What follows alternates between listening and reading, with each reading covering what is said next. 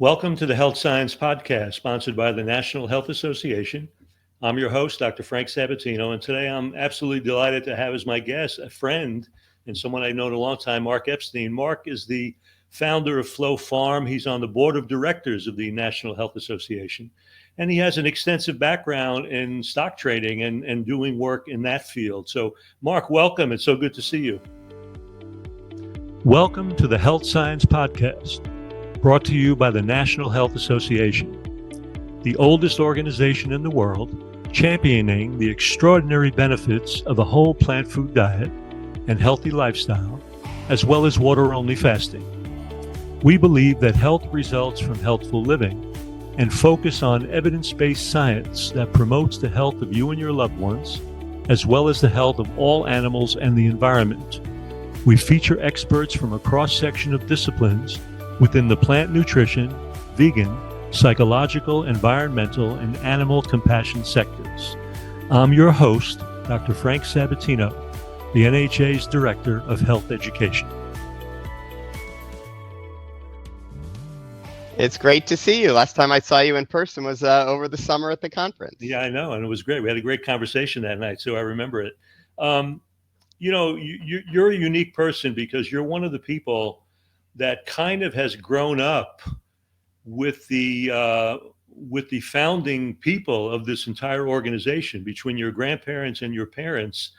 So I'd love to talk a little bit about that because, I know your father was even a follower of one of the co-founders of the entire American natural hygiene movement, Dr.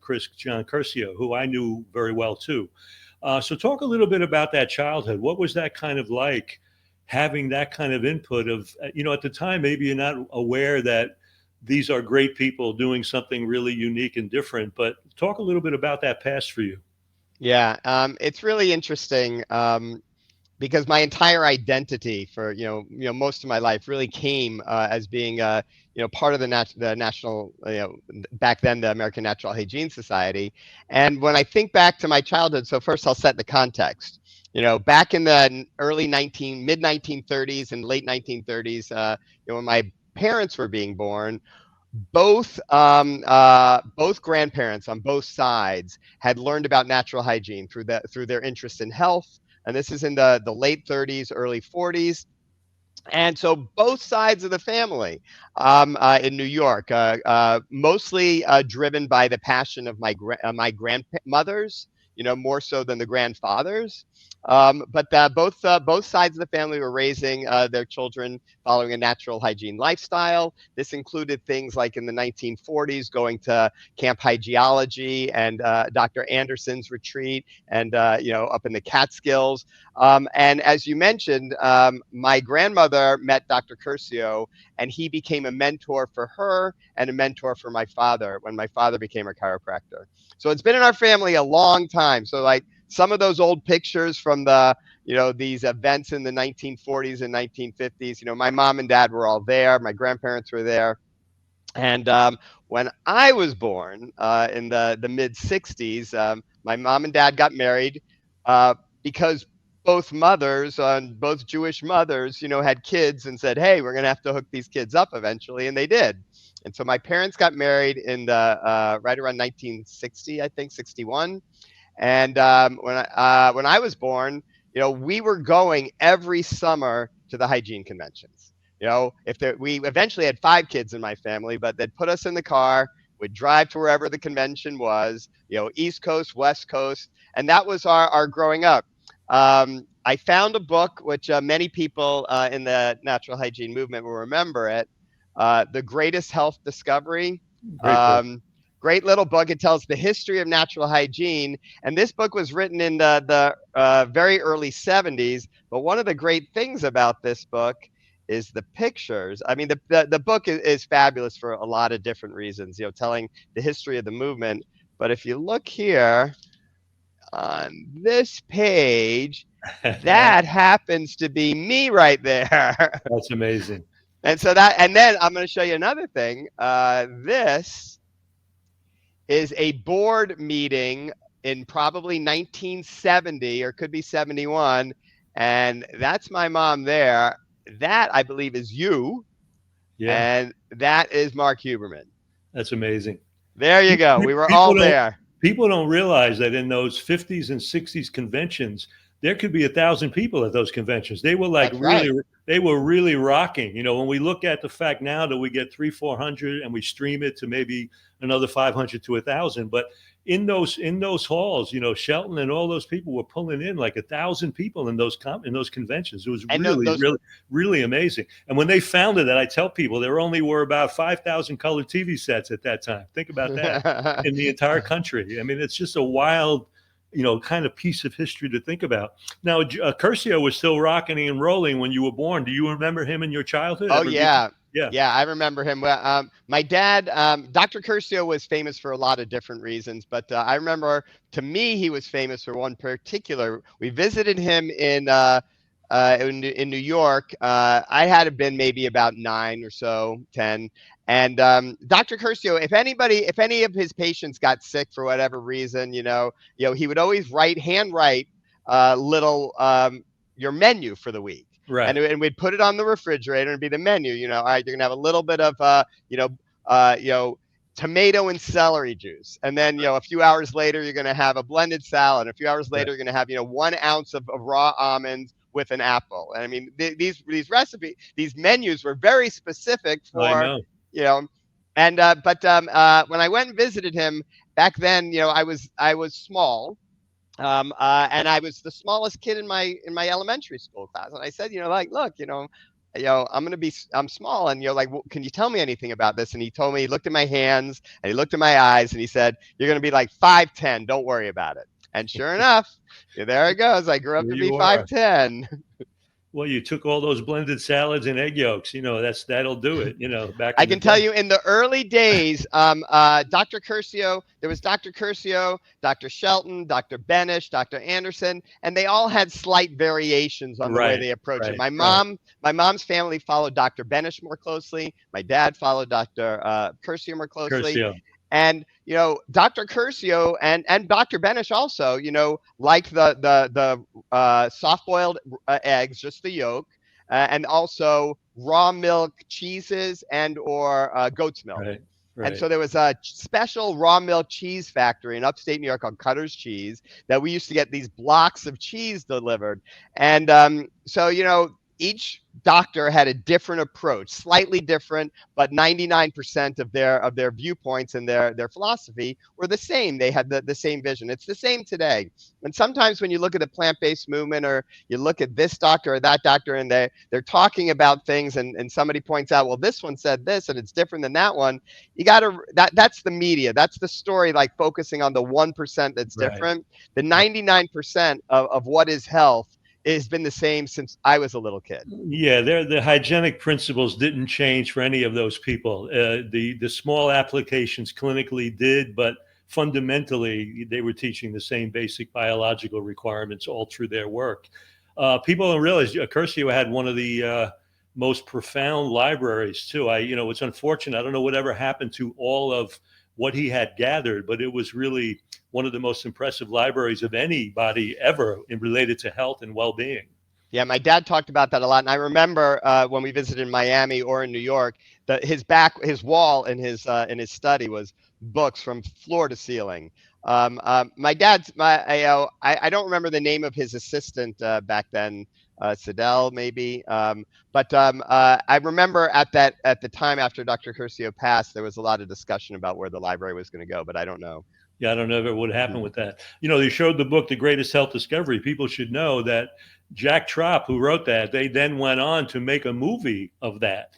I don't know if you remember. I'm sure you remember The that movie. Greatest Adventure. Yeah, I don't know where that is now, but that was Oh, you really, can find it on YouTube. yeah, that was The entire film. that was a remarkable movie for the day when you really think back on it now, because nobody was doing and revealing any of that in video or film. So it was pretty remarkable. And What, my grandmother's brother, Uncle Ralphie, and his kids are in that video, right. in that film. I mean, it wasn't a video; it was a full film. It was like It a was a full, no, it was a 1950s full film. Yeah, feature film or it was kind a of major, energy. major, major feature film. Yeah. Yeah, and look, I loved your dad too. Bernie was just a great guy, and I just want to say that because we had a lot of interaction through the years, and he was really a Hamish man. I mean, he was really heartfelt and lovely. So, Yeah, it's interesting when we look back at that history. I like to laugh because think about how much that pioneered so much of what has come to pass down the road. And I love when people get lost in lifestyle medicine like it's something new, when in fact, the hygienic principles are the foundation of lifestyle medicine. And these people and all of us have been doing this for decades before they decided to license physicians in lifestyle medicine. And so, I think people need to know that history a little bit. It's really pretty amazing, I'd actually. have to say that's something I'm very proud of. When we look at like when I was a kid growing up, the kids would get together. Irving Schoenfeld would take us on, fun things. I could sit on his The Pied shoulders. Piper. He was the Pied Pied Piper. Piper, and we played ping pong, and we'd go to the rivers, and because the conferences before I was born, the conferences were at fancy hotels, like you talked about that, and Right. there's photos of 1,000 people at the banquet, and Absolutely. they're dressed in tuxedo, and the doctors are up front in their white tuxedos or black tux. I mean, it's very fancy in the 1950s in the late 40s. And there's even pictures that I've seen of like the New York Jewish Vegetarian Health Association from like Thanksgiving 1920. Right. And it shows, again, this fancy ballroom. But when I grew up, when I was a kid going to the conventions in the late 60s, they were all taking place at college campuses. And so we were in dorms, and there was a lot of outdoors and a lot of hikes to the mountains and things like Right. that, and the beaches, and they were all over the country. One of the things my mom did, so my mom is Lois Felder, and you've known her since you were, in the 1960s. Long Um, time. my mom was on the board of the American Natural Hygiene Society at that time with a specific focus on kids' activities, on getting those summer camps and getting the opportunity for kids to be kids while still, you'd go back home and you'd just be the only vegetarian or the only person in your Right. town. But when you got together over the summer, you'd see the same kids year after year. When Right. my dad was growing up, my grandmother had the New York Vegetarian Society kids parties. And they were always at, this person's house or that person's house. But, Grandma Lillian put that together. And so my mom definitely followed in that footsteps to really focus on the kids' participation in the and natural hygiene conferences. I'm here with Mark Epstein, one of the board of directors for the National Health Association. We're going to take just a very short break and hear from our sponsor, the National Health Association. You're listening to the NHA Health Science Podcast. Dr. Frank Sabatino here, encouraging you to check out the NHA membership. For just $35 a year in the US and $55 internationally, you'll have access to a wealth of resources, including our quarterly full-color print magazine, Health Science. Stay updated on the latest health tools, inspiring stories, and exclusive events like the NHA Conference and plant-exclusive cruises. Join us at healthscience.org/membership and make a difference in your life and the world. I'm Dr. Frank Sabatino, your host, and now back to the NHA Health Science Podcast, where more exciting insights await you. Welcome back to the Health Science Podcast. I'm here with Mark Epstein. So, Mark, moving from that, all of that background, what was the impetus for you to move into the directions you did? Meaning, mathematical models, stock trading, those kinds of things. What drove that passion in you at the beginning stages of that part of your career? Yeah, I mean, our family, I have four sisters, and we were all close in age, and we were our family certainly was interested in us being academically, involved in school and extracurricular activities with music and theater and all these things. But we wound up all being relatively bright as well, And so when I was in high school and before, I was a mathematician. It was pretty clear. And so when I was looking to go to college, I wound up going to the University of Chicago and started when I was young. Um, but in Chicago, now I'm in the big city. We grew up, although I was born in New York, my father, as a chiropractor, had moved to Florida in the late 60s. And so I grew up in Florida. And so I was in a little town near Cape Canaveral, and not a big metropolitan. This wasn't a Miami. This wasn't an Right. Atlanta or a New York or anything. And it was just a small little town. And so to go to Chicago, that was a real thing. I got to really see the city. And one thing that happened around the time that I started college is John McDougall's first book was written, the McDougall Plan. And so all of a sudden, here I am at a pillar of academics, and I'm a natural hygienist. Um, I grew up this way. And I didn't necessarily, as a 16-year-old, know the scientific foundation to feel confident to try and explain why I eat this way. And I have to figure out how to, get food in the dorm and all of that kind of stuff. Right. But John McDougall's book came out, and this was from a doctor. This was from a modern perspective. It included his recognition of the genetic history of the communities, and where the health outcomes followed the lifestyle, not Right. the genetics. And so I was able to share this book with my friends and read it myself.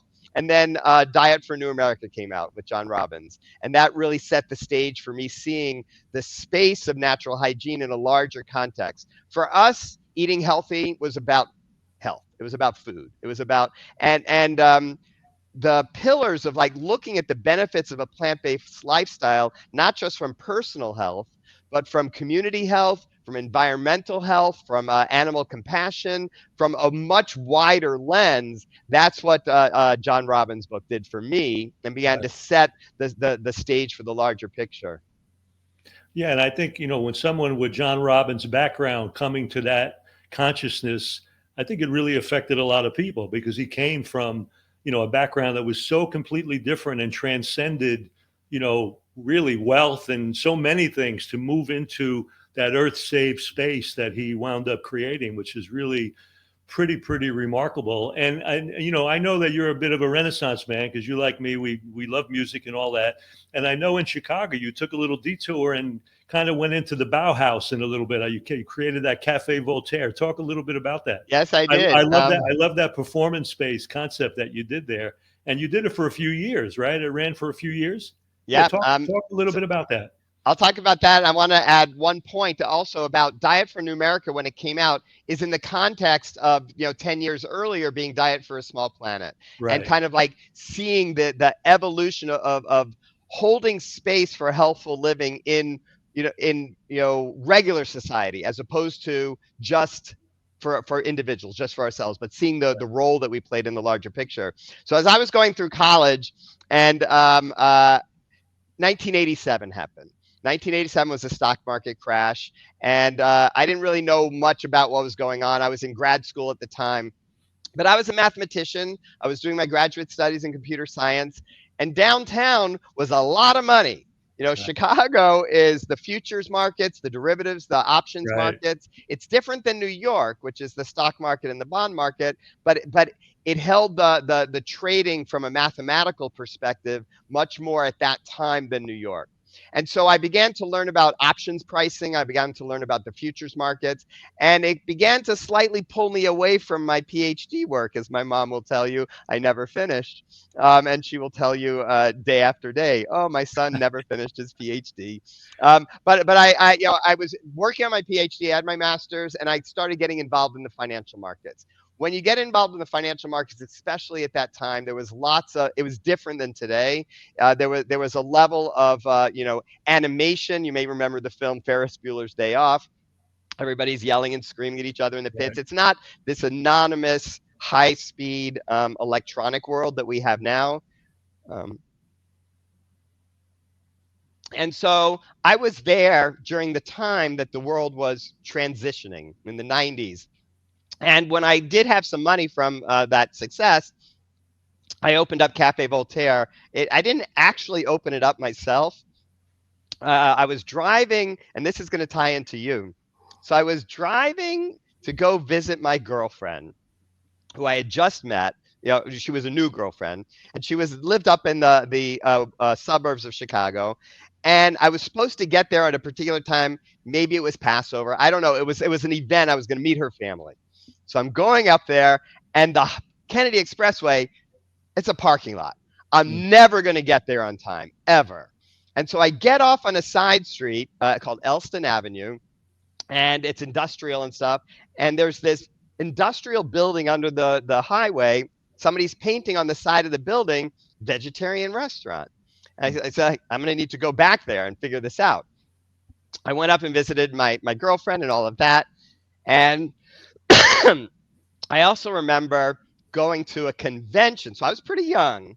And I went to a convention, and you were there, and you were my kind of older brother, Mark Huberman and stuff, because I grew up, and you guys were already like, 20s when I was still a little kid, And so I remember I was interested in convincing my girlfriend, without any real knowledge, that, it was a bad idea for her to take birth control pills. I just thought, this has got to be messing you up and everything. And I remember I went and talked to you about this. I was brave. I was like 18 or 19 or 20, and you were older. And so I asked you, and you told me that there's a lot of ways to approach this. And you told me I should read a book by Mantak Chia. And that, kind of led me into, kind of understanding sexuality and understanding all this stuff. So you served that purpose in my life too. Well, I'm going to tie this. I'm going to make you laugh with this, because that whole idea of Karetsa yoga and orgasms without ejaculation and all of that sexual stuff in the Taoist systems, the one who first introduced me to that, take a guess who that was? Stanley Bass. What do you know? I'm in New York, and I knew Stanley was practicing kind of like a hygienic thing. I was kind of coming out of chiropractic college, so I heard of him. I said, I'm going to take a little trip down to Brooklyn to meet him. And so I go down, and you know how wild Stanley was. His office was like all kinds of stuff. He had animals in the back doing his own experiments. So interestingly, full circle, he's one of the first people who introduced me to those ideas. But then, in my own drive in Oriental arts with Taoism and Tai Chi and Qigong, I got involved in all of that. So that's kind of intriguing. Yeah. So in Voltaire, so then you hooked back into that, and that became a restaurant that you were involved in. Right. So that restaurant that I drove by that day, I went back and visited, and then it was started by a man I didn't know. He was very active in the theater scene and the kind of the art community. And I became a customer there. I loved going there. And they had, vegetarian food. They had couches. They had poetry readings, and right. Everybody was there. And so about a half a year later, he told me he wanted to move to a different location, and he asked if I wanted to be his partner. And so we moved up close to Wrigley Field on Clark Street. And we opened up a new space, and there was different artists that did murals, and they painted the tables. And it was a late night vegetarian restaurant, art gallery, performance theater. And it was unbelievable. We were there from 1990 to 99, almost 10 years. And during that time, we did, up to like 70 to 80 performances every single month. Wow. We're talking about 3 or 4 shows every day, day in, day out. And anybody who was an artist of any kind, whether doing film, poetry, new music, straight theater, musical theater, anything, if somebody was interested in performing at Voltaire, all they had to do was send us a proposal. Just write down what you want to do, and we're going to book you. We might give you kind of a weird time slot if there just isn't anything going on, that's going to work. But we booked everybody. It was all for free for them. We were an open theater and we had, it was down in the basement of this old brownstone. And like you could reach up and touch the ceiling. And we like packed in all of these couches and stuff. And that when the kitchen needed more food, they had to go through the theater to get to the back door where the walk-in was. It was so fun. And so it was great. A lot of shows started there.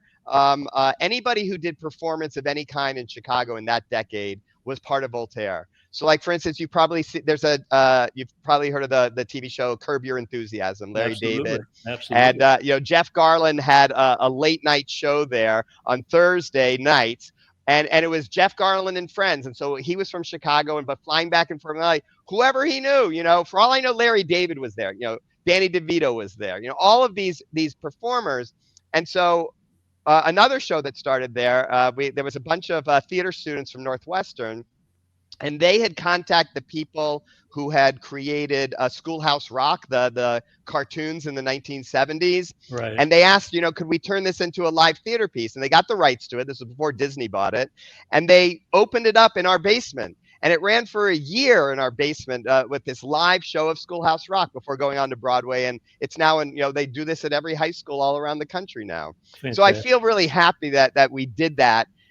It was a lot of fun when we were about a year into the project, and I met with with the us investors that put money in, got together with the original creator Harry, and he kind of like we said, hey, how's things going? Can what do the books look like, the taxes and stuff?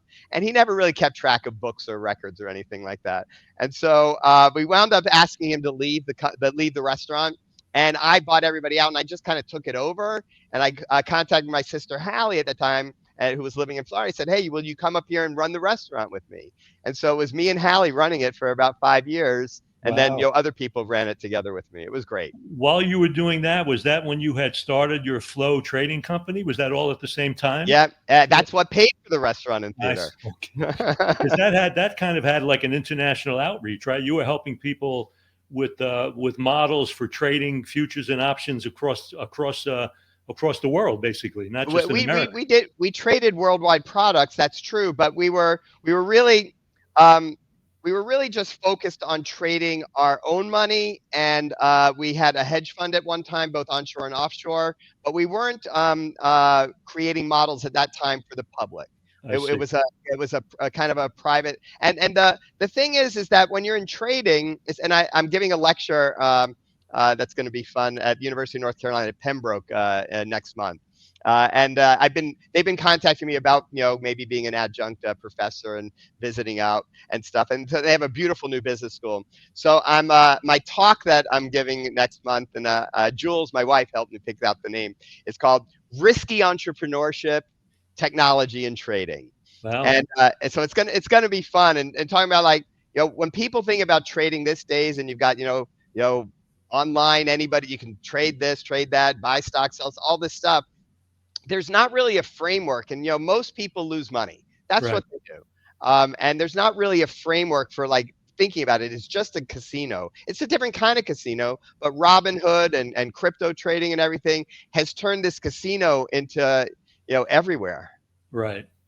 Well, I know you're really ecumenical. I know that you like to have everybody win-win. So your mentality, your consciousness is to kind of spread the wealth, let everybody kind of come into a win-win situation. Whatever happened to your future, that Flow Trading Company? We closed Flow Trading a few years ago. There was kind of an element of a nuclear arms race going on in the trading world. When I was starting out trading, it's like, imagine if you're an industrious entrepreneur in Manhattan, and you notice that people walk by, they seem to be buying apples from that guy all the time. And so you say, all right, well, there's a street over there, nobody's standing there. And you go to a farm every morning and you get some apples, and they're really great. And then you come into New York and you sell them for $2 an apple. And you bought them for 50 cents an apple from the farmer. The farmer's happy he sold the apples. That's at the price that he wanted. And you're happy because you're doing a service for the people in New York, and you get to make a profit too. That's Right. really what trading, that's business. That's like providing a service.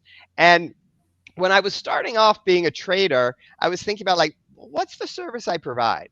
Like if I buy a futures contract for this price and it goes up a little and I sell it for that price and I made a profit, how did I help the world? Like, what was I doing that was useful and productive for the world, really? And I'd have to say, for a long time, I struggled with that. Like wondering, am I using my my talents, my time? Yeah, we only have so much time. It's the most precious of all resources. Right. And but it because I was good at the numbers part, it made me profits, which allowed me to do other things in my life.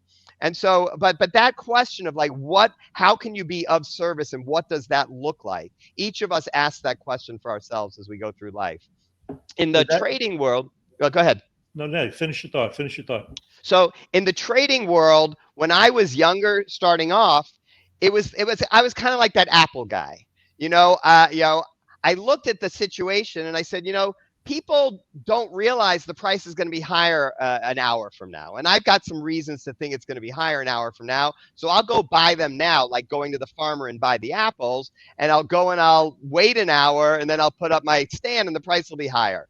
And because things were slower back then, and because the whole system was easier to understand back then, I knew where I fit.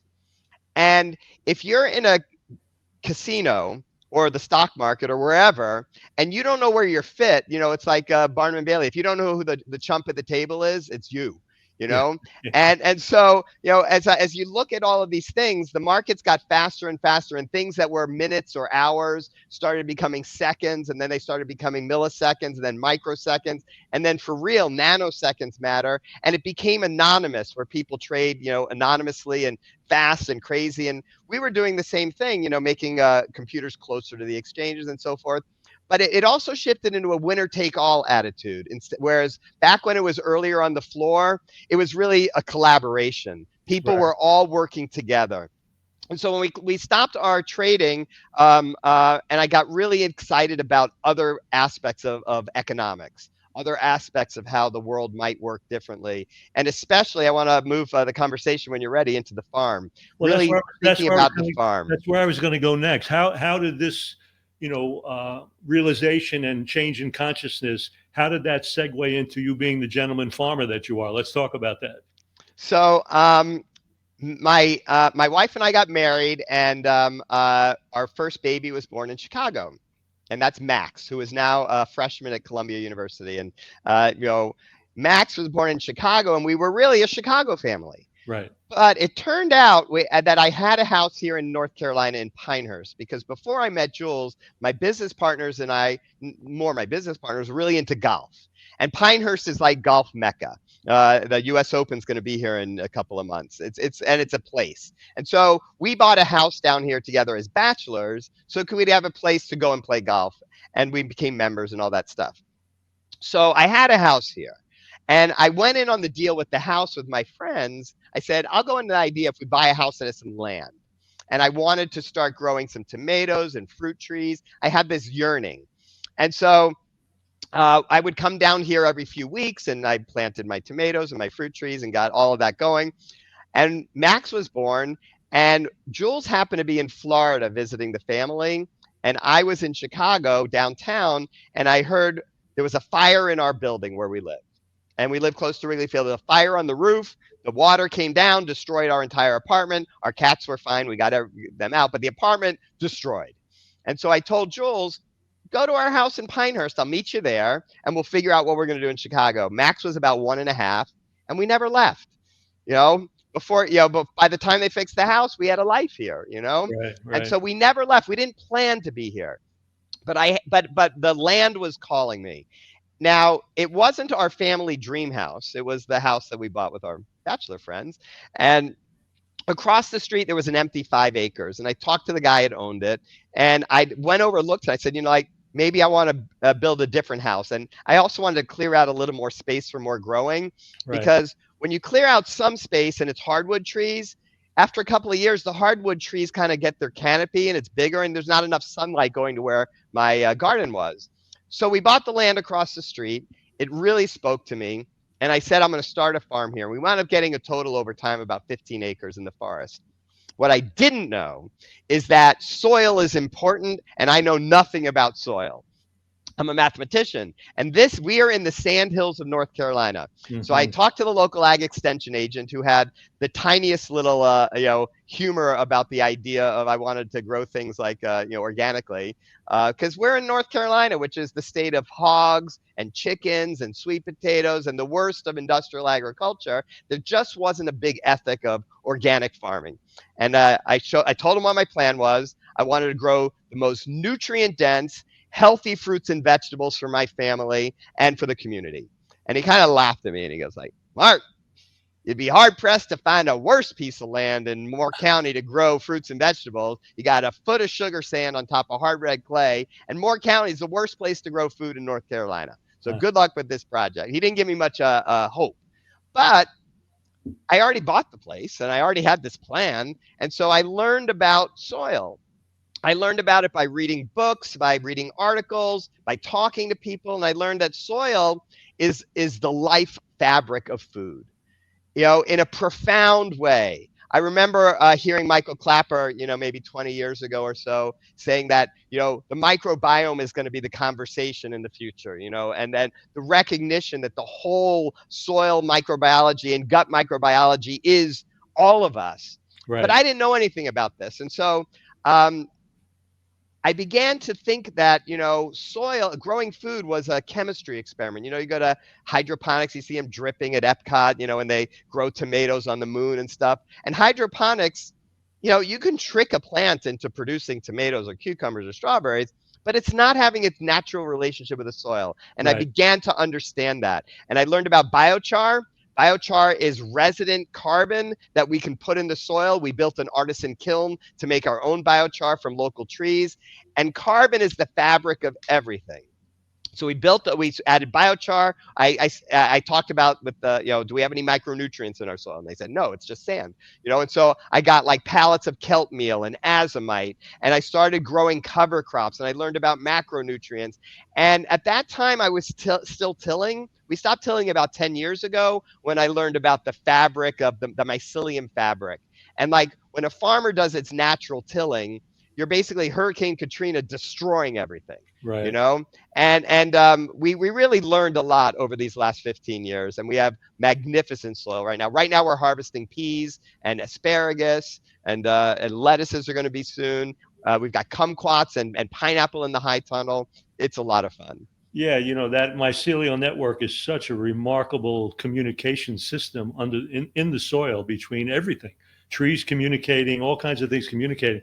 I saw your YouTube on your geothermal greenhouse tunnel, which I found so fascinating because I didn't know about that whole idea of climate batteries, Yeah.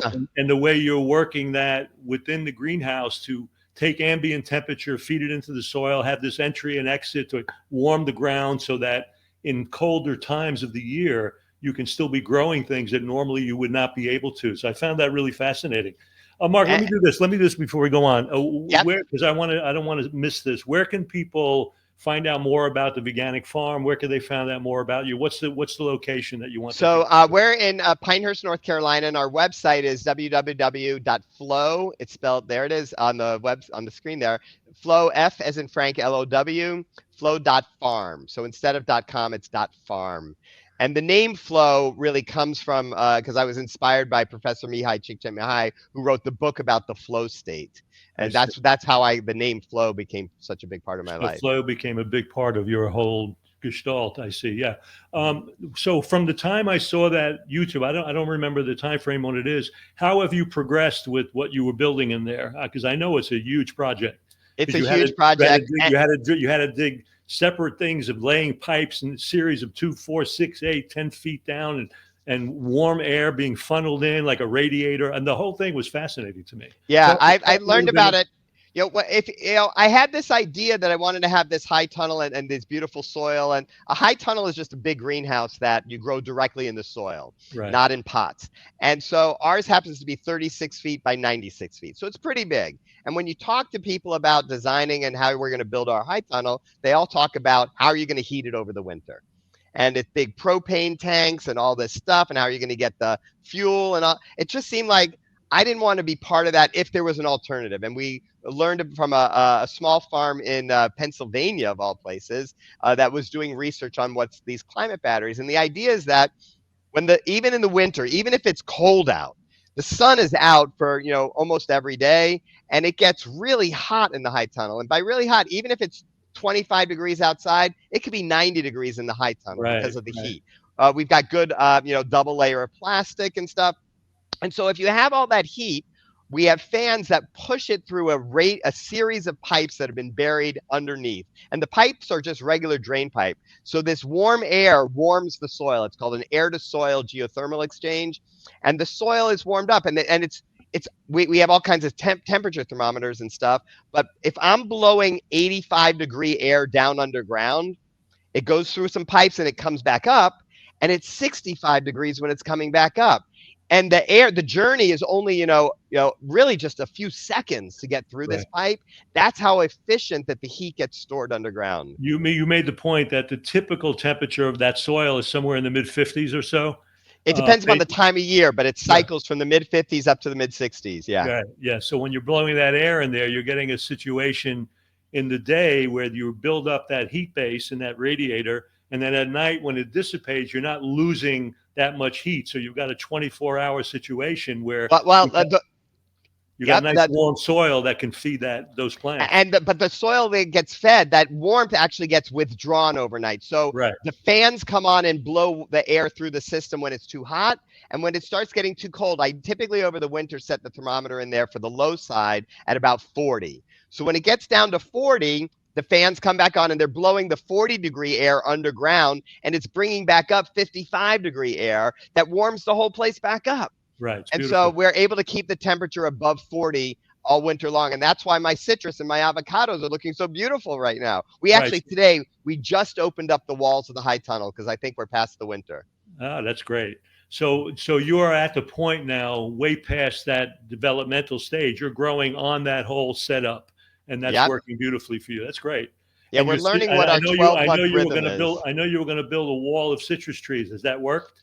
Yep, I've got 6 citrus trees in there, and it was Joel Furman who told me I need to research kumquat varieties. I mean, I don't know anything about kumquats, but my Right. dad always used to tell me that the citrus oils and the skin and the bioflavonoids were so important. So I Right. always had in my mind that so I wanted to grow citrus kumquats, but kumquats are kind of sour. Right. But Joel said no, research the varieties, and I got a variety. I'll have to look up the name. I can't remember right now.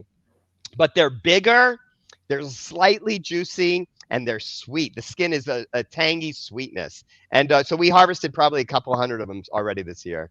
And you make this produce available to the community. I know you sell some of the stuff too, right? We do sell it to the community. I'm trying to figure out what our real purpose is. And I'll mention this one thing, just a conceptual thing. When you grow a tomato or a kumquat, and then it goes out into the world as food, it becomes immediately compared to the tomato or the kumquat that's in the local supermarket, Right. which came from wherever and whatever industrial practice and whatever bad, relationship with labor and soil and all the externalities of food production. And so when they see that tomato is $1 a pound or $2 a pound in the supermarket, and they look at your tomato, they both look like tomatoes. So part of the real joy and the real figuring out what is the purpose of a small farm in a community.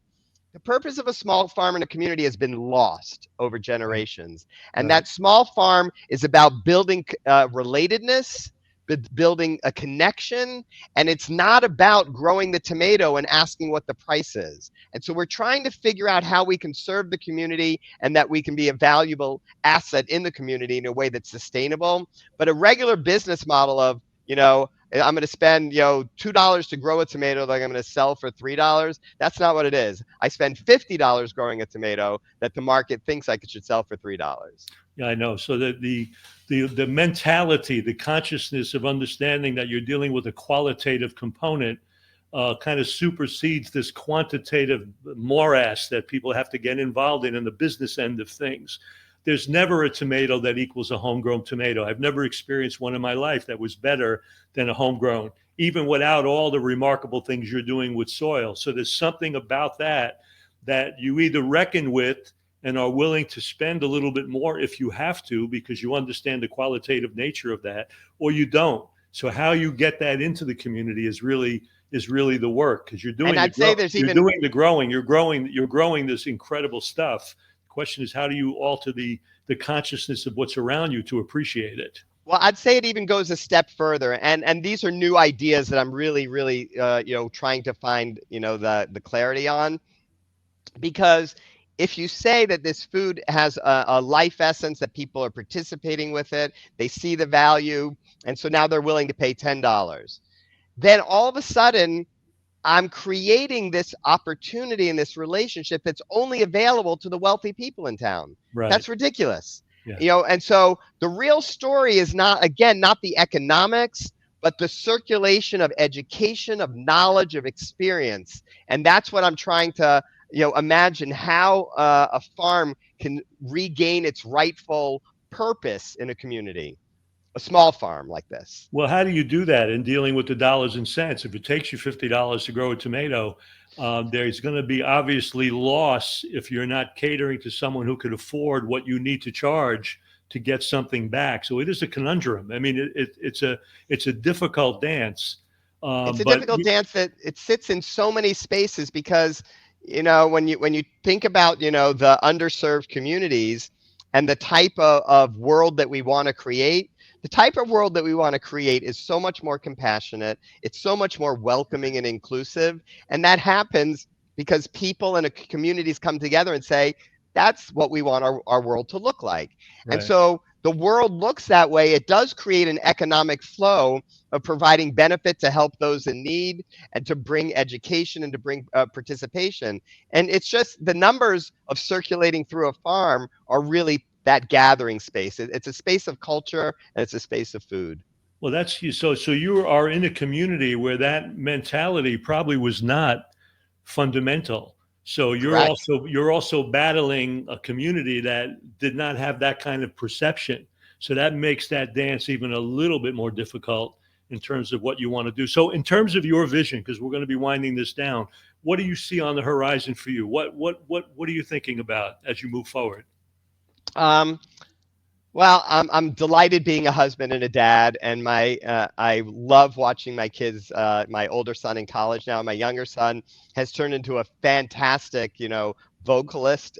If people come to the convention this summer and the scheduling works out, he will have just finished singing at the national thespian competition. Come over, and he may sing with us, in the music that night at the convention this That would year. be so awesome. Yeah, Yeah, but it's so wonderful because he was, just a couple of years ago, he was a soprano at his bar mitzvah chanting Torah, and now he's 15 and he's a big baritone singing Sweeney Todd. It's amazing. that's amazing. Yeah, that's Yeah. amazing. So, Mark, as we wind this down, do you have any final thoughts or ideas or words you'd like to share with the audience out here?